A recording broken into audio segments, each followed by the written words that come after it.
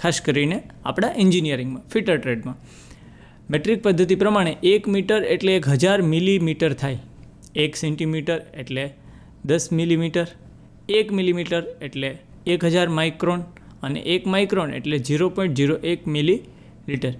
એની સામે બ્રિટિશમાં જેમ અહીંયા મીટર, સેન્ટીમીટર, મિલીમીટર અને માઇક્રોન એ મેટ્રિક પદ્ધતિના એકમો છે, એવી જ રીતે બ્રિટિશ પદ્ધતિની અંદર લંબાઈના એકમો ઇંચ છે, ફૂટ છે, ગજ છે, વાર છે અને થાવ છે. એમાં બ્રિટિશ પદ્ધતિમાં 12 ઇંચ એટલે 1 ફૂટ, 2 ફૂટ એટલે 1 ગજ, 3 ફૂટ એટલે 1 વાર અને 1 ઇંચ એટલે 1000 થાવ. અને આપણી એન્જિનિયરિંગ પદ્ધતિમાં જેમાં આપણે આગળ વધીએ છીએ તેમાં આ ફર્સ્ટ મેથડ છે મેઝરિંગ માટેની લિનિયર મેથડ. અને આ બે લિનિયર મેથડ માટેના બે પદ્ધતિ છે, એક મેટ્રિક પદ્ધતિ અને એક બ્રિટિશ પદ્ધતિ. હવે માપને ટોટલ 3 ભાગમાં ડિવાઈડ કરે. મેઝરમેન્ટ મુખ્ય 3 પ્રકારના હોય છે, એક લિનિયર, એક રેડિયલ અને એક એંગ્યુલર. મેઝરમેન્ટ મુખ્યત્વે 3 પ્રકારના, એક લિનિયર, એક રેડિયલ અને એક એંગ્યુલર. તો લિનિયર એટલે કેવું? લિનિયર એટલે જે માપ સીધી રેખામાં આપવામાં આવે તેને કહેવાય લિનિયર માપ. જેમ સ્ટીલ રોલની મદદથી તમે લ્યો, કેલિપરથી લ્યો, માઇક્રોમીટરની મદદથી લ્યો, વર્નિયર કેલિપરની મદદથી લ્યો, આવા કોઈ સીધા માપ તમે સીધી રેખાના માપ જે લેવામાં આવે એ બધા જ માપોને લિનિયર માપ કહેવાય. ફોર એક્ઝામ્પલ, આપણે કાપડ લેવા જઈએ તો એ ભલે પછી એ બેન્ડ કરીને આપણે આ દિવાળીને આપી દઈએ, પણ એ પહેલી વખત જે આપે છે એ કેવી રીતે આપે છે? લિનિયર માપમાં આપે છે. સેમ એવી જ રીતે આપણે MS ફ્લેટ કપાવીએ છીએ વર્કશોપમાં, બરાબર છે, તો MS ફ્લેટનું જે માપ આપે છે એની જાડાઈ યારે આપે, પણ એ કેમાં આપણે મળે છે? લંબાઈમાં 5 મીટર, 6 મીટર, 1 મીટર, અડધો મીટર, જે મીટરમાં મળે છે. તો એ કેમાં મળે છે? એ માપ કેવું કહેશું આપણે એને? લિનિયર માપ કહેશું. જે સીધી રેખાના માપો છે એ સીધી રેખાના બધાય માપને શું કહેશું? લિનિયર માપ કહેશું. આ ક્લાસરૂમની લંબાઈ, પહોળાઈ, ઊંચાઈ આ બધાય કેવા માપ થશે? લિનિયર માપ થશે. પછી લિનિયર માપથી વર્કશોપની અંદર લંબાઈના માપ માટેના અલગ અલગ સ્ટાન્ડર્ડ છે. લંબાઈ માપવા માટેના, લંબાઈ તો કીધી આપણે, લિનિયર માપ તો કીધું, પણ એના માટેના સ્ટાન્ડર્ડ યુનિટ બધી પદ્ધતિ પ્રમાણે અલગ અલગ છે. હમણાં આપણે જોયું હતું આગળ બ્રિટિશમાં અને મેટ્રિક પદ્ધતિમાં. વર્કશોપની અંદર કોઈપણ પદ્ધતિમાં માપ લેવા માટે એક સ્ટાન્ડર્ડ યુનિટ નક્કી કરવામાં આવે છે અને આ સ્ટાન્ડર્ડ યુનિટને ધ્યાનમાં રાખી અને તેના આધારે માપ લેવામાં આવે છે. જુદી જુદી પદ્ધતિમાં માપના યુનિટ અલગ અલગ હોય છે. હવે આપણે લિનિયર માપ તો બોલીએ છીએ, બરાબર, અને માપ લેશું પણ દરેક જગ્યાએ આ સરખું નથી હોતું. દરેક સિસ્ટમ પ્રમાણે દરેક પદ્ધતિમાં આ અલગ અલગ હોય છે. થોડીક જૂની પદ્ધતિઓ અને આજકાલની પદ્ધતિ આપણે જોઈ લઈએ. પેલી એક પદ્ધતિ છે FPS પદ્ધતિ, આને કહેવાય ફૂટ પાઉન્ડ સેકન્ડ. ફૂટ પાઉન્ડ સેકન્ડ એટલે કે જેમાં લંબાઈ માટેનો એકમ ફૂટ હોય, વજન માટેનો એકમ પાઉન્ડ હોય અને સમય માટેનો એકમ સેકન્ડ હોય. આ પદ્ધતિ હાલમાં વપરાતી નથી, બરાબર છે, ફૂટ પાઉન્ડ સેકન્ડવાળી સિસ્ટમ, બરાબર છે. બીજી સ્ટાન્ડર્ડ્સ યુનિટ છે CGS, બરાબર છે. CGS એટલે જેમાં લંબાઈ માટે સેન્ટીમીટર સ્ટાન્ડર્ડ હોય, વજન માટે ગ્રામ સ્ટાન્ડર્ડ હોય અને સમય માટે સેકન્ડ સ્ટાન્ડર્ડ હોય. આ સિસ્ટમ છે CGS સિસ્ટમ. અને CGS પદ્ધતિમાં લંબાઈ માટે સેન્ટીમીટર સ્ટાન્ડર્ડ છે. ત્રીજી મેથડ છે અને જે વધારે પડતી વપરાતી હોય એવી MKS, બરાબર છે. MKS પદ્ધતિમાં મીટર લંબાઈ માટે, કિલોગ્રામ વજન માટે અને સમય માટે સેકન્ડ. અને આ પદ્ધતિમાં સ્ટાન્ડર્ડ યુનિટ તરીકે લંબાઈનું સ્ટાન્ડર્ડ યુનિટ મીટર છે. આ બધી સ્ટાન્ડર્ડ યુનિટને દરેક જગ્યાએ અલગ અલગ ઉપયોગમાં લેવામાં આવતી હોય, તેથી સ્ટાન્ડર્ડાઇઝેશન જળવાતું નહોતું. તેથી CGS અને MKS અને FKS આ બધી પદ્ધતિઓને એક કરી અને નવી સિસ્ટમ SI સિસ્ટમ અપનાવવામાં આવી, બરાબર છે. જેમાં લંબાઈ માટે મીટર, જથ્થા માટે કિલોગ્રામ, સમય માટે સેકન્ડ અને બીજા પણ 7 યુનિટ, બરાબર છે, જેને સ્ટાન્ડર્ડ SI યુનિટ કહેવામાં આવે છે. અને એ સાર્વત્રિક છે, બરાબર, દરેક જગ્યાએ તે એપ્લાય થાય છે અને વધારે પડતો અત્યારે આપણે વર્કશોપમાં એનો જ ઉપયોગ કરીએ છીએ. એ સિસ્ટમ છે SI સિસ્ટમ. હવે લિનિયર માપથી આગળ જાય તો રેડિયલ માપ. રેડિયલ માપ એટલે કેવું માપ? લિનિયર માપ આપણે એવું માપ જોયું કે જે સીધું માપ લેવામાં આવતું હોય, કોઈ પણ પ્રકારનું સીધું માપ હોય, એ થઈ ગયું તમારું લિનિયર માપ. હવે રેડિયલ માપ એટલે એવું માપ કે જેમાં ગોળાઈ માપ લેવામાં આવતું હોય. ગોળાઈ ફોર એક્ઝામ્પલ ફૂટબોલનો બોલ છે એનું કોઈ પણ માપ આપણે લેવું હોય તો એ કોઈ સીધી રીતે આપણે લઈ શકશું નહીં. એના ઉપર શું આવે છે? ગોળાઈ આવે છે. તો આ ગોળાઈને ધ્યાનમાં રાખીને તમે જે માપ લ્યો એવા માપને કહેવાય રેડિયલ માપ. બરાબર છે. અને આવા માપ માપવા માટે રેડિયસ ગેજ, રિંગ ગેજ વગેરેથી માપી શકાય છે. આવા સાધનો છે એને માપવા માટેના, રેડિયલ માપ માપવા માટેના, જેને રેડિયસ ગેજ, રિંગ ગેજ વગેરેથી માપી શકાય છે. કેવા માપો? કે જેમાં ગોળાઈ આવતી હોય. ગોળાઈના ઉદાહરણો લેવા હોય તો કોઈ પણ રમતનો દડો લઈ લઈએ. બરાબર છે. તો દડાથી આગળ હજી પણ કોઈ વસ્તુની આગળ જાય તો આપણો કોઈ રાઉન્ડ બાર હોય તો બારની રેડિયસ આપણે ખ્યાલ ના હોય અને રેડિયસ ખ્યાલ ન હોય ત્યારે એની ગોળાઈનું માપ આપણે લેવું હોય તો એને રેડિયલ માપ કહીશું. રાઉન્ડ બારની રેડિયસનું ખ્યાલ ના હોય અને રેડિયસ જો એની જાણવી હોય તો એને રેડિયલ માપ કહીશું. હવે આપણું જેના ઉપર આપણું લેશન લેવાનું છે એ માપ છે એંગ્યુલર માપ. એંગ્યુલર માપ એટલે એવું માપ કે જ્યારે કોઈ બે સીધી રેખા વચ્ચે સીધી રેખાઓ ક્રોસ કરીને જે ખૂણો બનાવે તે માપને કહેવાય એંગ્યુલર માપ. ગોળાઈની અંદર બે સીધી રેખાઓ નહીં હોય. બરાબર છે. એક ક્રોસ જ ચાલ્યું આવતું હશે, તેમાં ક્યાંય ખૂણો હશે નહીં. અને એંગ્યુલર માપમાં બે સીધી રેખાઓ ક્રોસ કરતી હશે અને જે બે સીધી રેખાઓ ક્રોસ કરી અને જે માપ બનાવે તેને કહેવાય એંગ્યુલર માપ. મતલબ ખૂણો બનાવે. જે બે રેખાઓ ક્રોસ કરે એટલે શું બનશે? ખૂણો બનશે. અને જે ખૂણો બનશે એ માપને માપશું એને શું કહીશું? એંગ્યુલર માપ.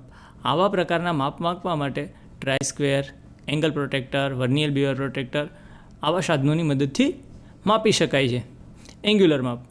ફર્સ્ટ ઓફ ઓલ આપણે જોયું લિનિયર માપ, વર્નિયર કેલિપર, સ્ટીલ રૂલ વગેરેની મદદથી સીધા માપ લઈ શકાય છે. પછી બીજું જોયું આપણે રેડિયલ માપ, ગોળાકાર માપવા માટે તો રિંગ ગેજ, રેડિયસ ગેજ આવા બધા સાધનોની મદદથી માપી શકાય છે.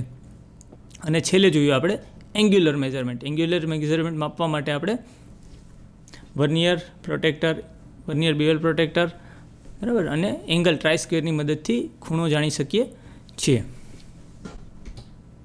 હવે એંગ્યુલર મેઝરમેન્ટના એકમો.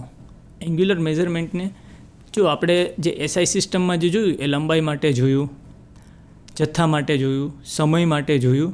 પણ હવે આપણે જ્યારે ખૂણો માપતા હોય ત્યારે ખૂણો માપવા માટે એંગ્યુલર મેઝરમેન્ટના એકમો બે એકમો છે, એક રેડિયન અને એક ડિગ્રી. એંગ્યુલર મેઝરમેન્ટના બે એકમો છે, બે રીતે એને દર્શાવી શકાય છે. એક રેડિયનમાં દર્શાવવામાં આવે છે અને એક ડિગ્રીમાં દર્શાવવામાં આવે છે. રેડિયનમાં દર્શાવવા માટે ખૂણાની પાસે RAD વડે દર્શાવવામાં આવે છે. તેની બાજુમાં સ્મોલ અક્ષરમાં RAD દર્શાવવામાં આવે છે. આને કહેવાય રેડિયન. અને ડિગ્રીમાં બતાવવા માટે જનરલી આપણે ડિગ્રી યુઝ કરતા હોઈએ છીએ. એટલે અંશની નિશાની કરવામાં આવે છે. માથે નાનું ગોળ મીંડું મૂકવામાં આવે. આને કહેવાય અંશ અને ડિગ્રીથી ઓળખવામાં આવે છે. એંગ્યુલર મેઝરમેન્ટ માટેના સ્ટાન્ડર્ડ બે યુનિટો, એક રેડિયન અને એક ડિગ્રી. હવે ડિગ્રી અને રેડિયન વચ્ચેનો સંબંધ જોઈ લઈએ. એક ડિગ્રીને રેડિયનમાં ફેરવવા માટે તેને π/180 વડે ગુણવામાં આવે છે. હવે આ રેડિયન સિસ્ટમની અંદર પાઈ એટલે 180 અંશ બરાબર છે. અને એને જ તમારે પાછું ફેરવવાનું છે ડિગ્રીમાં, એટલે એને 180 વડે ભાંગી નાખ્યું. આ સંખ્યાને કોઈ પણ રેડિયનવાળી સંખ્યા સાથે ગુણી નાખો એટલે તમને ડિગ્રી મળી જાય. એક 30 અંશ ઉદાહરણ તરીકે લઈએ આપણે કે 30 અંશને આપણે રેડિયનમાં ફેરવવું છે. 30 અંશનું માપ છે એ આપણી પાસે ડિગ્રીમાં છે અને આ 30 અંશ માપને આપણે રેડિયનમાં ફેરવવું છે. તો 30 અંશ બરાબર 30 અંશ એમનેમ અને બાજુમાં π/180 કે જે સ્ટાન્ડર્ડ એનું રિલેશન છે. આગળ આપણે જોયું તે પ્રમાણે બરાબર π/180 વડે ગુણવાના રેડિયનમાં ફેરવવા માટે. એટલે 30 અંશ બરાબર 30 ગુણ્યા π/180 એટલે 30 ગુણ્યા π એ એક અંશ થઈ ગયા છેદ અંશ અને છેદમાં આવશે 180 એટલે 30 ગુણ્યા 6 એટલે 30 ગુણ્યા 6 શું થઈ જશે 180 એટલે છેદમાં આવી જાય 180ની જગ્યાએ 30 ગુણ્યા 6. હવે અંશ અને છેદમાં બેમાં 30 આપેલા છે એટલે બે 30 શું થશે કેન્સલ થશે અને 30 કેન્સલ થશે તો પછી વધશે શું π/6. એટલે જો તમારે 30 ડિગ્રીને રેડિયનમાં બતાવવું હોય તો તમે π/6 વડે દર્શાવી શકો. એટલે 30 ડિગ્રી એટલે π/6. આવી રીતે ડિગ્રી અને રેડિયન બે એકમોનું એકબીજામાં રૂપાંતર કરી શકાય છે. અને એંગ્યુલર મેઝરમેન્ટ માટેના સ્ટાન્ડર્ડ બે યુનિટ એક ડિગ્રી અને એક રેડિયન. હવે એંગ્યુલર મેઝરમેન્ટના એકમને ઓળખતા પહેલાં આપણે થોડા એના ડિગ્રી, મિનિટ અને સેકન્ડ વિશે અભ્યાસ કરી લઈએ. એંગલ ચેક કરવા માટે વપરાતા યુનિટને ડિગ્રી તરીકે ઓળખવામાં આવે છે. જે રેડિયન છે એ યુનિટ એટલો બધો વપરાતો નથી, વધારે પડતો આપણે ડિગ્રીને યુઝ કરીએ છીએ. તો ડિગ્રી વિશે થોડીક વધારે નજીકથી આપણે ઓળખી લઈએ. ડિગ્રી કેવી રીતે, શું કેવી રીતે બને છે. એંગલ ચેક કરવા માટે વપરાતા યુનિટને ડિગ્રી તરીકે ઓળખવામાં આવે છે. એક પૂર્ણ વર્તુળના સરખા 360 ભાગમાં વહેંચવામાં આવે તો દરેક ભાગને 1 ડિગ્રી કહેવાય. હવે આપણા માઇન્ડમાં એ વસ્તુ ઊભી થાય છે કે ડિગ્રી, 1 ડિગ્રી કોને કહેવું? 1 ડિગ્રી એટલે શું? 1 ડિગ્રી એટલે કોઈ પણ વર્તુળને સરખા 360 ભાગમાં વહેંચી દેવામાં આવે તો એ દરેક ભાગની બે ભાગ વચ્ચે બનતો ખૂણો એ 1 ડિગ્રી કહેવાશે. શું કહેવાશે? 1 ડિગ્રી. અને ખૂણાને વધારે ચોકસાઈભર્યું માપન જો જોતું હોય તો તમે જે 1 ડિગ્રીનું માપ જે લીધું છે, 1 ડિગ્રીનું માપ, એ 1 ડિગ્રીના માપને 60 ભાગમાં ડિવાઈડ કરી દો. 1 ડિગ્રીના માપને 60 ભાગમાં ડિવાઈડ કરી દો તો એ બની જશે 1 મિનિટ. શું બની જશે? 1 મિનિટ. અને મિનિટનો સિમ્બોલ છે એક આડો લીટો ઉપર, બરાબર છે, એની કહેશું 1 મિનિટ. તેવી જ રીતે 1 મિનિટના જો 60 સરખા ભાગ કરી દઈએ તો એ શું બની જશે? 1 સેકન્ડ. એટલે વધારે ચોકસાઈભર્યું માપ તમને મળી શકશે. એક વર્તુળના 360 સરખા ભાગ કરવામાં આવે અને જે એક ભાગ મળે એને 1 ડિગ્રી કહેવાય. હવે એ 1 ડિગ્રીના જો 60 ભાગ કરવામાં આવે તો તેને 1 મિનિટ કહેવાય. અને એ 1 મિનિટના જો 60 ભાગ કરવામાં આવે તો તેને કહેવાય સેકન્ડ. હવે આ વસ્તુને જો થોડી વધારે સરળતાથી સમજવા માટે આપણે આપણી ઘડિયાળનું ઉદાહરણ લઈ લઈએ. આપણા હાથમાં રહેલી કાંડા ઘડિયાળ, દિવાલ ઉપર રહેલી કોઈ પણ ઘડિયાળ, એ એક આખું વર્તુળ છે. વર્તુળ કેટલા અંશનું છે? 360 અંશનું. હવે આ 360 અંશનું કલાકનો કાંટો ફરતા કેટલા અંશ લે છે? કોઈ પણ કાંટો કેટલા અંશ લે છે? 360, બરાબર છે. પણ મિનિટનો કાંટો છે, સેકન્ડનો કાંટો છે, એ તમને શું આપે છે? એમાં વધારે ને વધારે એક્યુરેસી આપે છે. કલાકના કાંટાને 12 થી 1 સુધીમાં પહોંચતા માટે જે ટાઈમ લાગે છે એ 1 કલાકનો લાગે છે. 1 કલાકમાં એ કેટલું ડિસ્ટન્સ કવર કરે છે? 5 ડિગ્રીનું. કેટલા ડિગ્રીનું? 5 ડિગ્રીનું. અને મિનિટનો કાંટો 1 મિનિટમાં જે ડિસ્ટન્સ કવર કરે એ કેટલું કરે છે? 1 ડિગ્રીનું. અને સેકન્ડનો કાંટો 1 સેકન્ડનું કરે છે. કેટલું કરે છે? 1 સેકન્ડનું. આવી રીતે કલાકનો કાંટો, મિનિટનો કાંટો અને સેકન્ડનો કાંટો, એ ત્રણેય કાંટા છે એ ડિગ્રી, મિનિટ અને સેકન્ડ વચ્ચેનો સંબંધ પ્રસ્થાપિત કરે છે. એંગ્યુલર મેઝરમેન્ટના સાધનો. હવે આ એક્યુરેસી લેવા માટે આપણે સમજી ગયા કે સૌથી મોટું ડિગ્રીના 60 ભાગ પાડવામાં આવે તો મિનિટ, અને મિનિટના 60 ભાગ પાડવામાં આવે તો વધુ ચોકસાઈભર્યું માપ જોવા માટે સેકન્ડ.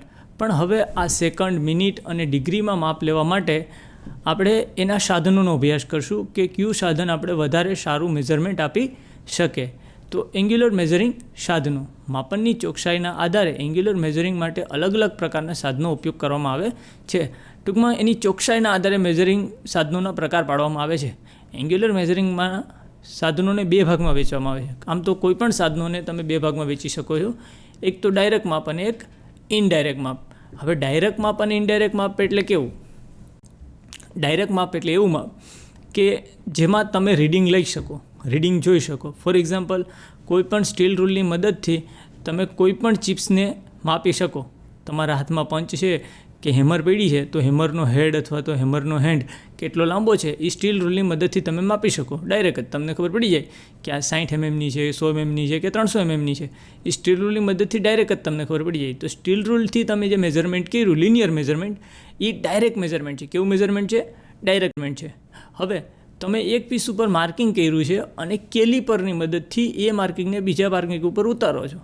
કેલિપરની મદદથી એક માર્કિંગ લીધું છે કે ભાઈ આ માપ 60નું છે અને પછી એ 60નું માપ તમે સતત બીજા ઉપર આંકો છો, તો આ ઇનડાયરેક્ટ માપ છે.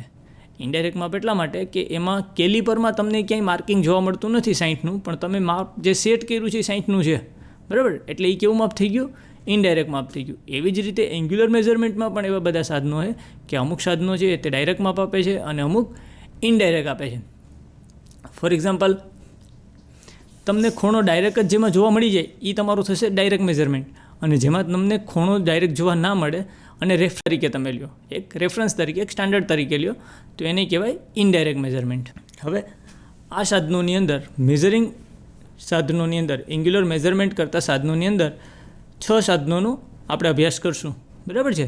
એમાં પહેલું છે protractor, mechanical bevel protractor, optical bevel protractor, universal bevel protractor, angle gauge અને શાઇન બાર. આ બધા 6 મેઝરિંગ એંગ્યુલર મેઝરમેન્ટ ઇન્સ્ટ્રુમેન્ટ છે કે જેની મદદથી તમે એંગ્યુલર માપનું મેઝરમેન્ટ કરી શકો છો. એમાં પહેલું પ્રોટ્રેક્ટર, બીજું મિકેનિકલ બેવલ પ્રોટ્રેક્ટર, ત્રીજું ઓપ્ટિકલ બેવલ પ્રોટ્રેક્ટર, ચોથું યુનિવર્સલ બેવલ પ્રોટ્રેક્ટર અને છઠ્ઠું શાઇન બાર. આ બધા ડાયરેક્ટ એંગ્યુલર મેઝરમેન્ટ ડિવાઇસ છે કે જેની મદદથી તમે ડાયરેક્ટ મેઝરમેન્ટ કરી શકશો. તમને ડાયરેક્ટ એમાં કોઈ નંબર દેખાશે કે માપ દેખાશે કે જેમાંથી તમે ડિસિઝન લઈ શકશો કે આ કયું માપ છે. જ્યારે એંગલ ગેજ છે તે કોઈ ડાયરેક્ટ એંગ્યુલર મેઝરમેન્ટ ડિવાઇસ નથી, તે ઇનડાયરેક્ટ મેઝરમેન્ટમાં આવશે. તેમાં ગેજનો તમે ઉપયોગ કરી અને રેફરન્સિવ લઈ શકશો. કોઈ એંગલ 45નો છે કે નહીં એ તમને ખબર પડશે, એ 44નો કે 46નો છે એ તમને ખબર પડશે નહીં. એટલે એક ફિક્સ માપ જો તમારી પાસે હોય તો તમને ખ્યાલ આવી જાય કે આ માપ એ જ છે. રેફરન્સ તરીકે જે વપરાય એને કહેવાય ગેજ, ઇનડાયરેક્ટ મેઝરમેન્ટ, અને રેફરન્સ તરીકે ના વપરાય એને કહેવાય ડાયરેક્ટ મેઝરમેન્ટ. ડાયરેક્ટ મેઝરમેન્ટમાં, એંગ્યુલર મેઝરમેન્ટ માટે આપણી પાસે 6 ઇન્સ્ટ્રુમેન્ટ છે. વિગતવાર આનો અભ્યાસ કરીએ. પહેલું છે પ્રોટ્રેક્ટર. આ પ્રોટ્રેક્ટર આકૃતિમાં દર્શાવ્યા પ્રમાણે પ્રાથમિક શાળાથી આપણી સ્કૂલના કંપાસ બોક્સમાં આ એક પ્રોટ્રેક્ટર કાયમી માટે રહેતું, અને હાલ એન્જિનિયરિંગ ડ્રોઈંગમાં આપણે એનો ઉપયોગ પણ કરીએ છીએ. આ સાધનનો ઉપયોગ એંગલનું માપ લેવા માટે અથવા તો એંગલ માપવા માટે થાય છે. આની બંને બાજુ 180 અંશ સુધીનું માપન કરેલું હોય છે, બરાબર છે. અને આ જનરલી જરૂરિયાત પ્રમાણે ફાઇબરમાંથી, સ્ટીલમાંથી અથવા તો ઘણી વખત એસએસમાંથી પણ બનાવવામાં આવે છે. પણ આની એક્યુરેસી ખૂબ જ ઓછી છે, એટલે કે આની ચોકસાઈ છે 1 ડિગ્રી સુધીની છે, અને 1 ડિગ્રી સુધીની ચોકસાઈ હોવાના કારણે આજકાલ પ્રોટેક્ટરનો એંગ્યુલર મેઝરમેન્ટ ડિવાઇસ તરીકે ઉપયોગ થતો નથી. તેમ છતાંય જ્યાં બેઠા માપ લેવાના હોય, રેફરન્સિવ તરીકે લેવાનું હોય, જ્યાં એંગ્યુલર મેઝરમેન્ટ બહુ ઇમ્પોર્ટન્ટ ના હોય, એક્યુરેસી ના જોતી હોય, ત્યાં ઘણી બધી જગ્યાએ પ્રોટ્રેક્ટરનો એંગ્યુલર મેઝરમેન્ટ ડિવાઇસ તરીકે ઉપયોગ થાય છે. એની લિસ્ટ કાઉન્ટ છે 1 ડિગ્રી. 1 ડિગ્રીની ચોકસાઈ સુધીમાં તમે માપ મેળવી શકો છો, અને એની બે બાજુ થઈ અડધો રાઉન્ડ કેટલાનું બનશે? 180 ડિગ્રીનું. અને બે બાજુથી તેને માપ આપેલા હશે, 0 થી 180, ડાબી બાજુથી 0 થી 180, જમણી બાજુથી 0 થી 180, કે ટૂંકમાં જેથી કરીને મિસગાઈડ કોઈ ના થાય. તમારે જે બાજુથી એંગલ લેવો એ બાજુથી તમે લઈ શકો. Protractor direct angular measurement device છે.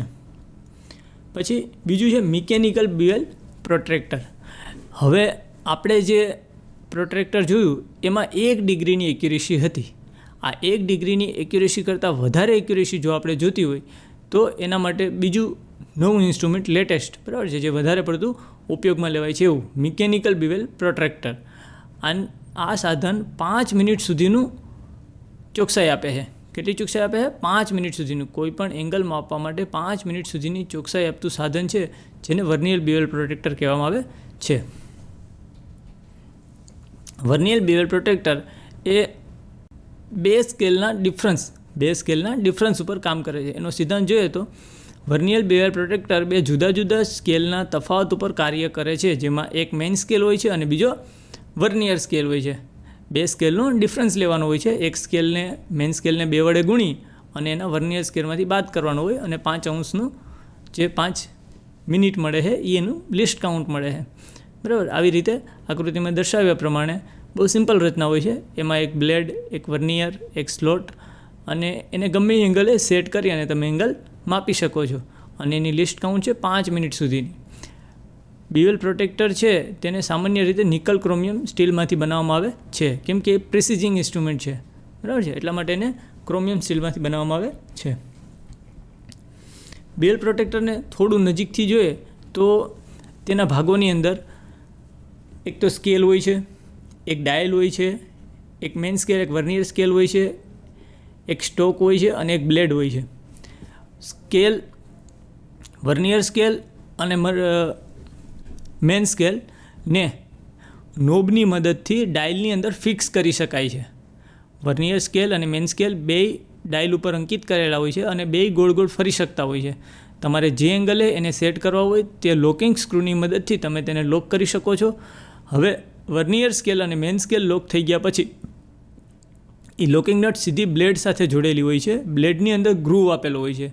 જે બ્લેડ એટલે એક લાંબી પટ્ટી કે જેના બે ખૂણે 30 કે 45 અંશના એંગલ હોય છે અને એની વચ્ચે સમાંતર એક ગ્રુવ આપેલો હોય છે. આ ગ્રુવની અંદર ડાયલ એટલે કે આપણું વર્નિયર સ્કેલ અને મેન સ્કેલ બે સમાંતર રીતે ફરી શકશે અને એના ઉપર જેના ઉપર આ વર્નિયર બ્લેડ બેસાડેલી છે તે છે આપણો સ્ટોક, જેને કોઈ પણ સપાટીનો એંગલ માપવો હશે ત્યાં રેફરન્સિવ સપાટી તરીકે રાખી અને એંગલ માપી શકાશે. એટલે બીવેલ પ્રોટેક્ટરના મુખ્ય 5 ભાગો: એક વર્નિયર સ્કેલ, એક મેન સ્કેલ, એક બ્લેડ, એક સ્ટોક અને એક ડાયલ, બરાબર, લોકિંગ સ્ક્રૂ. આ 5 ભાગોથી 5 મિનિટની એક્યુરેસી સુધીનું એંગ્યુલર મેઝરમેન્ટ કરી શકાય છે. હવે આ ઇન્સ્ટ્રુમેન્ટ વધારે પડતું વાપરવાથી જેટલી એક્યુરેસી આપણે વધારતા જઈએ એટલી જ એક્યુરેસીની જરૂર વધારે પડતી હોય છે અને માપ લેવામાં કોઈ ભૂલ ના થાય એના માટે માપ લેવામાં, કેમ કે વર્નિયર સ્કેલ અને મેન સ્કેલ બે એકબીજા સાથે મેચ થાય અને પછી એનો ડિફરન્સ લઈ અને લિસ્ટ કાઉન્ટ સાથે ગણી અને આપણે માપ લેવાનું હોય છે. એટલે આ કારણથી આપણી કોઈ એવી ભૂલ ન થાય એના માટે જો એના સ્કેલ ઉપર મેગ્નિફાઈંગ ગ્લાસ રાખી દેવામાં આવે તો જે વિઝ્યુઅલ એરર આવે છે, વિઝ્યુઅલ એરર એટલે આપણી જોવાના કારણે જે ભૂલ થાય છે એ ભૂલ થાય નહીં અને આપણે માપ એના કરતાં પણ થોડુંક વધારે સારું મળી શકે. તો એના માટે છે ઓપ્ટિકલ બીવેલ પ્રોટેક્ટર. ઓપ્ટિકલ બીવેલ પ્રોટેક્ટર પહેલાં જેવું જ છે, મિકેનિકલ વર્નિયર બીવેલ પ્રોટેક્ટર જેવું જ છે, પણ એના જે ગ્રેજ્યુએશન છે જ્યાંથી આપણે તેનું મેઝરમેન્ટ જોવાનું છે એના ઉપર તમે આકૃતિમાં જોઈ શકો છો મેગ્નિફાઈંગ ગ્લાસ આપેલો છે. એટલે વધારે ચોકસાઈથી આપણે કાપાઓ મેચ થાય છે એ જોઈ શકીએ અને એનું રીડિંગ લઈ શકીએ. બાકી એનું કાર્ય, રચના અને સિદ્ધાંત પહેલાં જેવું જ છે. બે સ્કેલનો ડિફરન્સ લેવાનો અને ડિફરન્સને લિસ્ટ કાઉન્ટ વડે ગુણવાનો, બરાબર છે. એટલે આપણને એની લિસ્ટ કાઉન્ટ મળશે અને મેઝરમેન્ટ થઈ શકશે. તેમાં પણ સેમ એક બ્લેડ હોય છે, એક સ્ટોક હોય છે અને બે સ્કેલ હોય છે. એક લોકિંગ સ્ક્રૂ હોય છે અને બ્લેડની અંદર એક ગ્રુવ હોય છે જેની આસપાસ ફરી શકશે. આના કરતાં આગળ યુનિવર્સલ બીવેલ પ્રોટેક્ટર. આકૃતિમાં કુલ 8 પ્રકારની આકૃતિ બતાવી છે. વર્નિયર બીવેલ પ્રોટેક્ટર જે આપણે યુઝ કરતા હતા એ ફક્ત કોઈ એક સપાટી પર, સીધી સપાટી ઉપર કે જ્યાં સરફેસ ઇઝીલી અવેલેબલ હોય, એક સીધી સરફેસ અવેલેબલ હોય અને બીજી કોઈ એક ક્રોસ સરફેસ હોય તો ત્યાંથી આપણે એંગલ મેઝરમેન્ટ કરી શકીએ. પણ આકૃતિમાં દર્શાવ્યા પ્રમાણે 8 આકૃતિ અલગ અલગ આપી છે. પહેલી આકૃતિ જુઓ, એક ગુરુકોણ લઘુકોણ ત્રિકોણ. લઘુકોણ ત્રિકોણનો નાનો એંગલ જો માપવો હોય તો વર્નિયર બીવેલ પ્રોટેક્ટરની મદદથી માપી શકીએ નહીં, કેમ કે એની બે ફેસ સેટ થઈ શકે નહીં. જ્યારે આવા પ્રકારનું એકદમ ફ્લેક્સિબલ જેની બ્લેડ છે અને જેનો સ્ટોક છે એ બંને એકબીજાથી ટ્રાય સ્ક્વેરમાં જોડાયેલા હશે. તમારે એને જેવી રીતે ફેરવવું હશે એવી રીતે ફેરી શકશે. તમારી બ્લેડ પણ ફરશે અને તમારું સ્ટોક પણ ફરશે.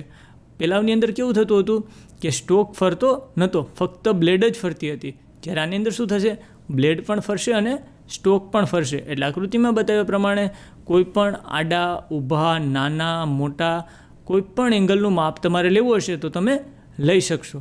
એમાં બે સ્કેલ, બે બ્લેડ અને સ્ટોક ટૂંકમાં ફરી શકે છે. કોઈ વસ્તુ ફ્લેક્સિબલ ફિક્સ રહેતી નથી અને ફિક્સ નથી રહેતી એટલે તમે કોઈ પણ નાનામાં નાના એંગલનું માપ કે કોઈ પણ અડચણભર્યું માપ, ફોર એક્ઝામ્પલ ચોથા નંબરની આકૃતિ જુઓ છે. ચોથા નંબરની આકૃતિ આપણે જોવા મળે છે કે એક ડવટેલની આકૃતિ છે. હવે આપણે એઝ્યુમ ના કરી શકીએ કે જો આપણી પાસે વર્નિયર બીવેલ પ્રોટેક્ટર હોય તો તેનાથી આપણે એંગલ મેઝરમેન્ટ કરવું અઘરું બને. એની સેટિંગ સરફેસ લેવી એ આપણે ટેડિયસ બને. એની જગ્યાએ યુનિવર્સલનું આવો કોઈ સેટ તૈયાર થઈ જાય તો ઇઝીલી આપણે માપ લઈ શકીએ.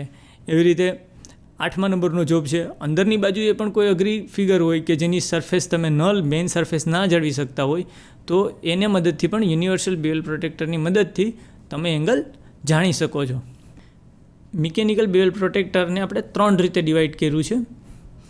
એક મિકેનિકલ બીવેલ પ્રોટેક્ટર, બીજું ઓપ્ટિકલ બીવેલ પ્રોટેક્ટર અને ત્રીજું યુનિવર્સલ બીવેલ પ્રોટેક્ટર. બરાબર, સિદ્ધાંત ત્રણેયનું એક જ છે. ત્રણેય એક જ રીતે કામ કરે છે. એક્યુરેસી લીસ્ટ કાઉન્ટ 5 મિનિટ સુધીનું જ આપે છે, પણ કાર્ય પદ્ધતિમાં થોડો એવો ફેર છે, વધારે ને વધારે સરળ બનાવ્યું છે આપણા માટે. હવે છે એંગલ ગેજ, બરાબર છે. આ 4 વસ્તુ પતી ગઈ. 5મા નંબર ઉપર આપણું એંગ્યુલર મેઝરમેન્ટ ડિવાઇસ તરીકે આપણે એંગલ ગેજને મૂક્યું છે. જુદા જુદા એંગલવાળી બ્લેડોના સમૂહને એક હોલ્ડરમાં ફિટ કરેલ હોય છે, જે અલગ અલગ એંગલ ચેક કરવા માટે ઉપયોગી બને છે. આવા જુદા જુદા એંગલવાળી બ્લેડોના સમૂહને એંગલ ગેજ કહે છે. આ બ્લેડોને સ્પ્રિંગ સ્ટીલમાંથી બનાવવામાં આવે છે. જો થોડુંક વધારે પ્રિસિઝન ઇન્સ્ટ્રુમેન્ટ બનાવવા માટે તેનું મટીરિયલ બદલાવવામાં આવ્યું છે. સ્પ્રિંગ સ્ટીલમાંથી બનાવવામાં આવે છે. તેની લંબાઈ 4 ઇંચ, પહોળાઈ 1 ઇંચ અને જાડાઈ 5/16 જેટલી હોય છે. તેને હાર્ડનિંગ કરેલું હોય છે અને દરેક બ્લેડ ઉપર તેનો એંગલ નંબર અંકિત કરેલો હોય છે. હાર્ડનિંગ કરેલું હોય છે એટલે કે સૌથી હાર્ડ બનાવી દીધું હોય છે, મજબૂત બનાવેલું હોય છે. અને આ એક સમૂહ હશે. એની આકૃતિ જોઈએ. આ આકૃતિમાં બતાવ્યા પ્રમાણે જે પહેલી ફિગર છે એ સેન્ટર ગેજની ફિગર છે. જ્યારે લેથ ઉપર તમે કોઈ જોબ મૂકો છો અથવા તો મશીન ઉપર જોબ રાઉન્ડ બાર મૂકો છો, ત્યારે તેનું સેન્ટર શોધવા માટે આ સેન્ટર ગેજનો ઉપયોગ થાય છે. બીજા ઉપર છે વચ્ચેની ફિગર છે તે ઘણા બધા એંગલ ગેજ છે. દરેક ઉપર પોતાનો એંગલ દર્શાવ્યો છે અને એ એંગલથી જે મેઝર કર્યું છે. આ એક ઇનડાયરેક્ટ મેઝરમેન્ટ મેથડ છે. એંગલ ગેજ છે એ ઇનડાયરેક્ટ મેઝરમેન્ટ મેથડ છે. આ મેથડની અંદર તમને ડાયરેક્ટ માપ નહીં મળે, પણ કોઈ 45 અંશનો ખૂણો હોય ને 45 અંશનો ખૂણો એંગલ ગેજ તમારી પાસે હોય તો 45 અંશના ખૂણામાં એક્ઝેક્ટ ફિટ બેસી જશે. જો એક્ઝેક્ટ ફિટ બેસી જાય તો શું માનવાનું કે તમારો જે એંગલ છે એ કેટલાનો છે? 45નો છે. હવે એમાં ફિટ ના બેસે અને ટૂંકો પડે તો એ 45 કરતાં મોટો છે અને એંગલની અંદર સેટ થાય જ નહીં તો એ 45 કરતાં નાનું છે. આવું અનુમાન લગાવી શકાય અને પ્રિસિઝન એક્યુરેસીવાળું માપ મળી શકે. માસ ક્વોન્ટિટીમાં જ્યારે કોઈ વસ્તુનું એંગલ ચેકિંગ કરવાનું હોય ક્વોલિટી કંટ્રોલની અંદર માસ ક્વોન્ટિટીમાં, ત્યારે એંગલ ગેજનો ઉપયોગ થતો હોય છે. આ ગેજ સ્ટીલની પ્લેટમાંથી બનાવવામાં આવે છે, જેના ઉપર સ્ક્રૂ થ્રેડના સ્ટાન્ડર્ડ મુજબ અલગ અલગ વી ગ્રુવ બનાવેલા હોય છે, જેવા કે 44 અંશ, 60 અંશ, 47 અંશ વગેરે. આ ગેજનો ઉપયોગ કરી થ્રેડ કટિંગ ટૂલ ગ્રાઇન્ડિંગ કરતી વખતે તેનો પોઈન્ટનો એંગલ ચેક કરવા માટે થાય છે.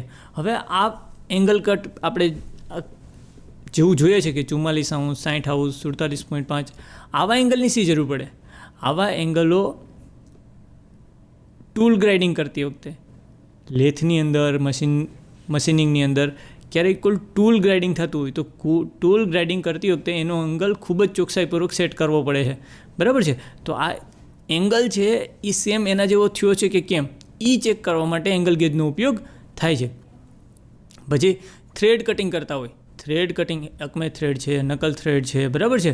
આવા થ્રેડ કટિંગ કરતી વખતે પણ તમારે ટૂલને સતત તેની સાથે સરખામણી કરતી રહેવી પડે કે આપણે જે પ્રમાણે જોઈએ છે એ મેળવ્યું છે કે કેમ. આપણે 44 અંશનો એંગલ જોઈએ છે તો એ આમાં 44 અંશ મળે છે કે કેમ, 60 જોઈએ છે તો 60 મળે છે કે કેમ. આવું સતત ને સતત ચેક કરવા માટે કટિંગમાં, ટૂલ ગ્રાઇન્ડિંગમાં અને ટૂલ થ્રેડિંગમાં દરેક વખતે એંગલ ગેજનો ઉપયોગ થાય છે. અને એંગલ ગેજ છે એ સ્ટીલની પ્લેટમાંથી બનાવેલો હોય છે અને તેના ઉપર અલગ અલગ વી ગ્રુવ પડેલા હોય છે અને દરેક ઉપર એનો એંગલ લખેલો હોય છે, છાપેલો હોય છે. અલગ અલગ આકૃતિઓ આપી છે. પહેલું છે સેન્ટર ગેજ, બીજું છે એંગલ ગેજ અને ત્રીજું સેટ ઓફ એંગલ ગેજ, બરાબર. આવી રીતે ઘણા બધા એક સાથે પણ એંગલ ગેજ રહેલા હોય છે, જેનો જરૂરિયાત મુજબ તમે ઉપયોગ કરી શકો છો ફિલર ગેજની જેમ. ત્રીજું અને સૌથી વધારે પ્રિસિઝન આપતું સાધન એંગ્યુલર મેઝરમેન્ટમાં સૌથી વધારે એક્યુરેસી આપતું સાધન કોઈ હોય તો એ છે સાઇન બાર. સાઇન બાર છે તે ડાયરેક્ટ મેઝરમેન્ટ છે, મતલબ તમને એ માપ આપે છે પણ થોડીક ત્રિકોણમિતિય ગણતરી કરવી પડે છે. સાઇન બારના નામ ઉપર જ સાઇન બારનો સિદ્ધાંત જોઈએ તો એ સાઇનના વિધેય પ્રમાણે, સાઇનના વિધેય, સાઇન એટલે સાઇન થીટા, કોસ થીટા, આવું ત્રિકોણમિતિ ગણિતમાં આપણે ભણતા હોય તો સાઇન થીટા એટલે સામેની બાજુના છેદમાં કર્ણ. આ સિદ્ધાંત ઉપર સાઇન બાર કામ કરે છે, જેમાં સાઇન બાર કર્ણ તરીકે અને સ્લિપ ગેજ તેની સામેની બાજુ તરીકે અને સરફેસ પ્લેટ છે તે પાયા તરીકે કામ કરે છે. સાઇન બારની અંદર એક સાઇન બાર, એક સ્લિપ ગેજ અને એક સરફેસ, આ ત્રણેય વસ્તુ બની અને એક એંગલ બનાવે છે, એક ત્રિકોણ બનાવે છે, ટ્રાયેંગલ બનાવે છે. અને આ ટ્રાયેંગલની અંદર તમારે ખૂણો ફાઇન્ડ કરવાનો છે, એને ફાઈ કયો, બરાબર, એંગલ ફાઈ. તો સાઇન ફાઈ બરાબર સામેની બાજુની છેદમાં કર્ણ, જ્યાં સાઇન બાર શું બનશે, કર્ણ બનશે, સ્લિપ ગેજ બાજુ બનશે અને સરફેસ છે એ પાયો બનશે. સાઇન બારને જુદા જુદા એંગલ પર સેટિંગ માટે સ્લિપ ગેજનો ઉપયોગ થાય છે. સ્લિપ ગેજ છે એ આકૃતિમાં જોઈએ આપણે, આ પહેલી આકૃતિમાં જે એચ બતાવે છે તે સ્લિપ ગેજ છે. એચ આકૃતિમાં જે એચ બતાવે છે હાઇટ, તે સ્લિપ ગેજ છે. હવે આકૃતિ જોતાં જ ખ્યાલ આવે છે કે જેવી રીતે એચને વધારવામાં કે ઘટાડવામાં આવશે એવી રીતે એંગલ આલ્ફા, આકૃતિમાં દર્શાવેલ એંગલ આલ્ફા વધઘટ થશે. અને એ જે એંગલ વધઘટ થશે એ સાઇન આલ્ફા આપણે એચ બાય એલ, એચના છેદમાં એલ, એચ એટલે સ્લિપ ગેજની હાઇટ અને એલ એટલે સાઇન બારની હાઇટ, સાઇન બારની હાઇટ અને સ્લિપ ગેજની હાઇટ, આ બેના ગુણોત્તરને આપણે લેશું એટલે આપણે શું મળી જાય, કોઈ પણ એંગલ મળી જશે. બીજી આકૃતિમાં એક ડાયલ ઇન્ડિકેટર બતાવ્યું છે કે જેની મદદથી એ ડાયરેક્ટ એંગલ બતાવે. સાઇન બારની લેટેસ્ટ સરફેસ પ્લેટ ઉપર તમે સ્લિપ ગેજ ગોઠવી દો અને તમારે જેનું એંગ્યુલર મેઝરમેન્ટ જોતું હોય એ પાર્ટ રાખી દો એટલે ડાયલ ઇન્ડિકેટરની મદદથી તમને ડાયરેક્ટ એંગલ બતાવશે, તમારે ગણતરી કરવી પડે નહીં. પણ બેઝિક તે કોના ઉપર કામ કરે છે, સાઇનના વિધેય ઉપર. સાઇન એટલે સામેની બાજુના છેદમાં કર્ણ, બરાબર છે, એચ બાય એલ આકૃતિમાં દર્શાવ્યું છે એ પ્રમાણે. સાઇન બારની રેન્જ, સાઇન બારની રેન્જ તેના બે રોલર વચ્ચેની અંતર વડે દર્શાવવામાં આવે છે. આકૃતિ નંબર પહેલીમાં જે એલ લંબાઈ બતાવે છે ને, એલ લંબાઈ એ તેની રેન્જ બતાવે છે. બે રોલર વચ્ચેનું ડિસ્ટન્સ, સાઇન બાર છે એ એક રમકડા જેવી રચના થશે આપણા માટે તો, બરાબર છે, કે તેને બે રોલર આપેલા હશે ને રોલરની મદદથી તે આગળ પાછળ થઈ શકશે. પણ સાઇન બારની રેન્જ જો આપણે નક્કી કરવી હોય તો એ કોનાથી કરી શકશું, તેના બે રોલર વચ્ચેના ડિસ્ટન્સથી. અને તેના બે રોલર વચ્ચેનું ડિસ્ટન્સ શું બનશે, એની રેન્જ બનશે.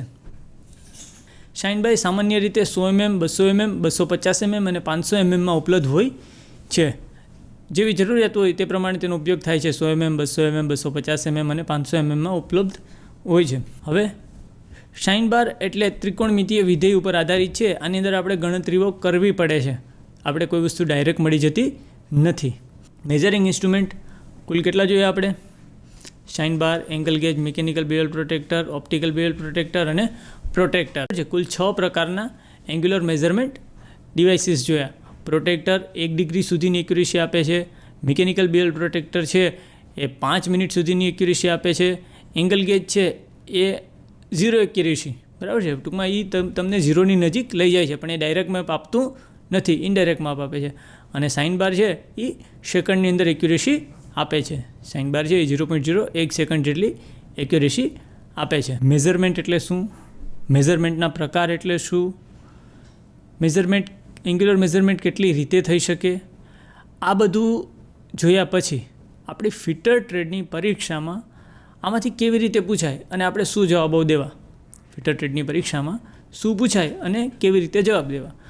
તો આમાંથી એવું પૂછાઈ શકે કે સાઇન બારનો સિદ્ધાંત સમજાવો, સાઇન બારનો સિદ્ધાંત સમજાવો.